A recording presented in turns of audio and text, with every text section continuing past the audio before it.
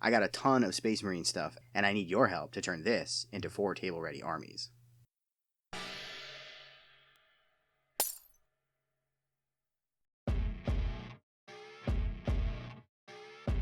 What's up everybody, Jeff here, and I've been collecting and playing Warhammer 40,000 for about 5 or 6 years now. But somehow through all that time, I've never managed to have a Space Marine army.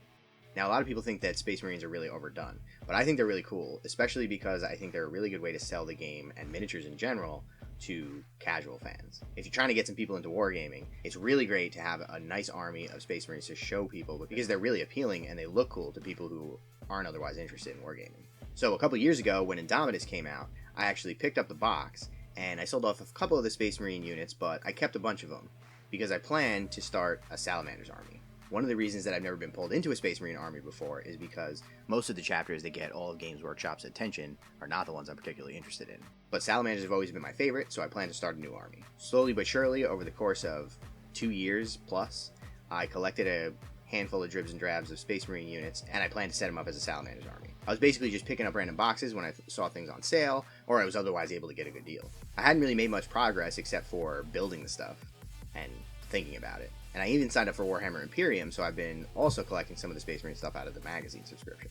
I was getting to the point where I could pretty much put together like a 1,000-point army when Games Workshop did something really insidious. And a couple of months ago, you might remember that they put out these Battle Force boxes for several different Space Marine chapters, and they happened to pick all the chapters that I particularly like. You got Salamanders, White Scars, Iron Hands, and Imperial Fists. Those are the top 4 Space Marine chapters that I would go for, and they put out a Battle Force box for each one of them. It was so easy to resist buying Space Marines until they put out these boxes. And I ended up picking up 3 of them, just not the Salamanders, because I pretty much already had all that stuff by then.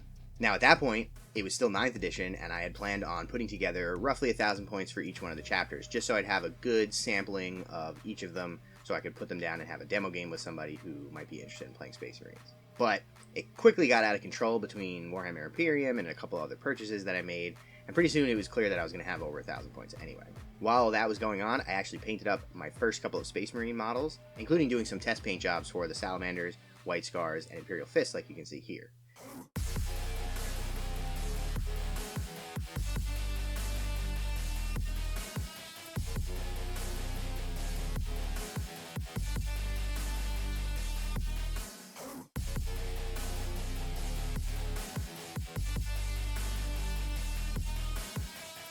Now, I wasn't super happy with the way these paint jobs came out. I actually did these with the airbrush using inks, and I'm not sure I'm really happy with how the colors came out. So I think this is something I'm still going to have to experiment a little bit with, but let me know what you guys think.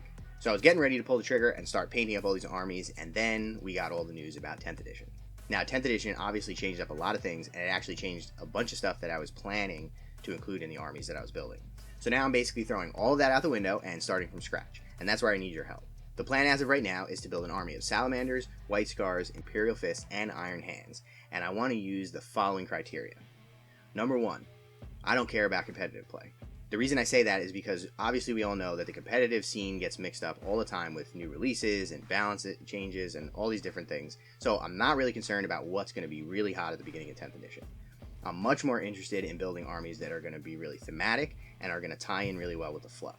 So I'm not so concerned about what's overpowered and what's good for its points. I'm much more concerned with what is a core and very important unit to use with the Salamanders, what goes really well with the Iron Hands, and things like that. Now, I know a little bit about the fluff for all these chapters, but I'm not an expert in any of it, and I definitely want to read a lot more. So that's where I want your feedback in telling me what units are essential for each one of these armies. So for example, for the Salamanders, I want to use lots of Flamers and Meltas, because that's definitely their thing. I understand they're also big on crafting their own weapons to a really high standard. So maybe if I can get some master-crafted weapons into the list, that would be cool too. For the White Scars, of course, gotta go fast, so we're going to be taking as many vehicles as possible, especially bikes, and anything else I can think of that can move around pretty quick.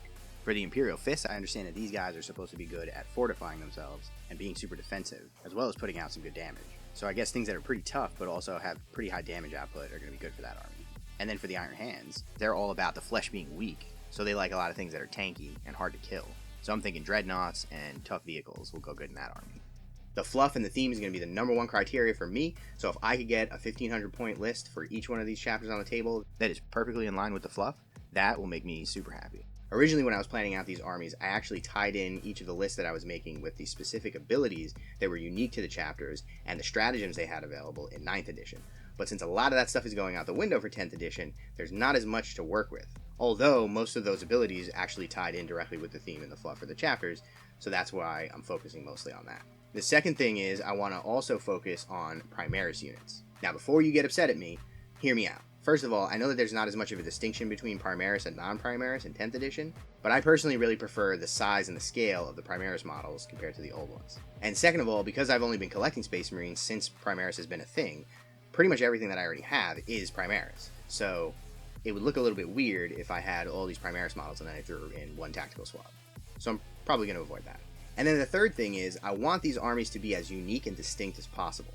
I don't want to have one type of unit that you see in 3 or 4 of these armies. So if I take a bunch of Eradicators in my Salamanders army, I don't want to have a bunch of Eradicators in all the other armies. I like those to be exclusive or just about exclusive to the Salamanders and have something else that's unique and distinct in the other armies.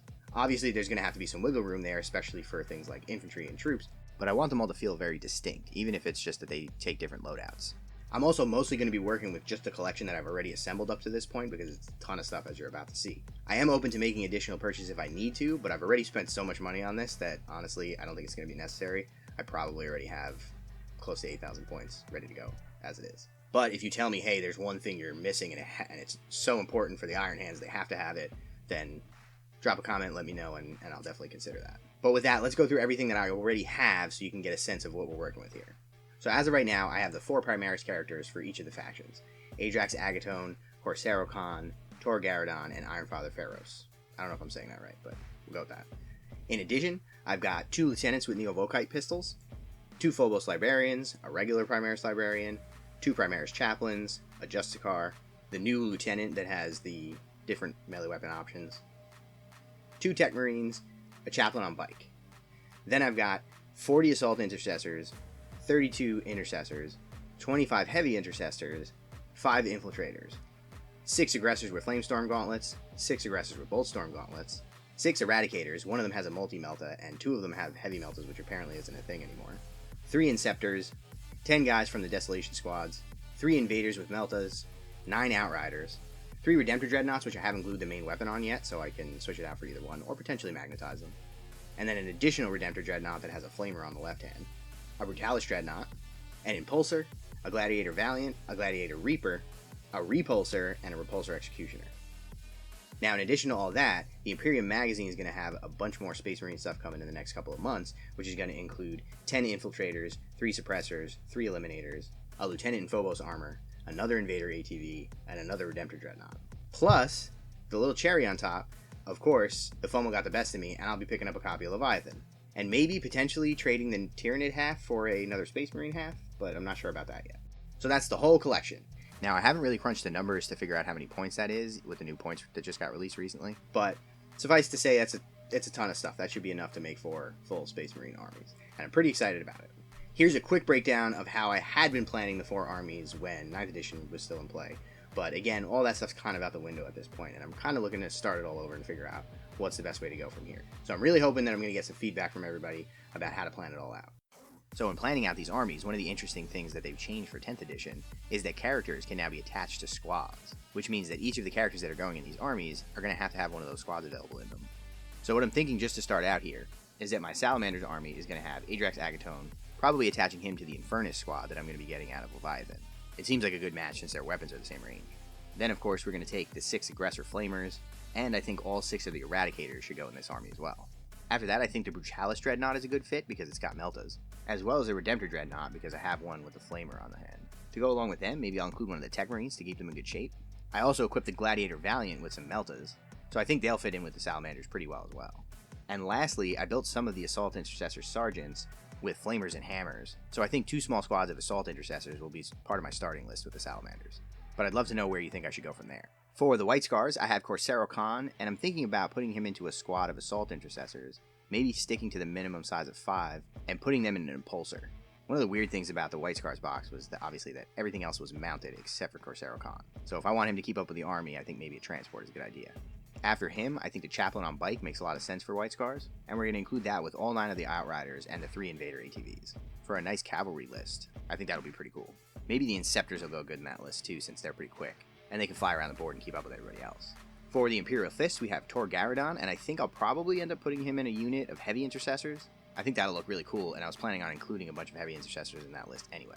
I also equipped one of the Assault Intercessor Sergeants with a Power Fist, planning to put him in the Imperial Fist list, so maybe I'll include another 5 or 10 of them in this army. Then I was thinking the Aggressors with the Boltstorm Gauntlets might fit in this army, but I'm not really sure where to go from there. I think the Imperial Fists are probably the army that I need the most help trying to figure out how to make it really thematic. So let me know what you think. And then for the Iron Hands, we have Iron Father Pharaohs, who I think I'll probably also put in a Heavy Intercessor unit, with 3 Redemptor Dreadnoughts, along with 2 of the vehicles. I'm thinking the Gladiator Reaper and the Repulsor Executioner, since those are pretty tough and tanky units. And then to support them, maybe I'll throw in the 2nd Tech Marine, either in a unit of Intercessors or Assault Intercessors. With 3 Redemptor Dreadnoughts and 2 big vehicles, I think that's actually going to be quite a few points, but I definitely need some pointers on how to round out the rest of the list. So that's what I'm thinking so far. I think what I'm going to do is I'm going to start working on painting these guys up and basing them, but be sure to get in the comments below and let me know if you think any of those don't fit that well, or what else I should add to these lists to round them out with the rest of the collection I have. I'll be really curious to hear what other people are doing with their armies, especially if you're focusing on the fluff and the theme, and not so much competitive play. Obviously, I want the armies to work reasonably well, and if there's good synergies that make sense for the fluff anyway, we'll definitely take advantage of those. But I'm not trying to min-max the armies so they're as efficient as possible, because that's not really the goal here. And if you guys enjoy this, I'll definitely be doing more videos like this to show the progress I've made on the armies and how they're all coming together. The last thing that I need help with is I need to have unique basing schemes for all 4 armies, because of course I do. For the Salamanders, I plan to go with a lava and like black burnt rock type base. And for the Imperial Fists, I'm going to do like a destroyed city type base. But for the Iron Hands and the White Scars, I'm not really sure what to do with their bases. So give me some tips about what you've done with bases for those armies, or what you think would work really well with the fluff. If you like this video and you want to see more like it, then make sure you click like and subscribe to the channel. There's also a link to my Discord in the description, so if you want to come hang out and have a conversation about this stuff, then please do. In addition, you can find the link to my Patreon down there, so if you want to support the channel, you can kick in a couple of bucks, you can get my videos early and without ads, and a bunch of other benefits, so check that out too. Right along those lines, I want to give a huge thank you to the extremely cool kids here on Patreon, the Steam Powered Scoundrels, Dogmatize, and Biclops Gladiator Games. Thanks a lot for the support, and thank you all for watching.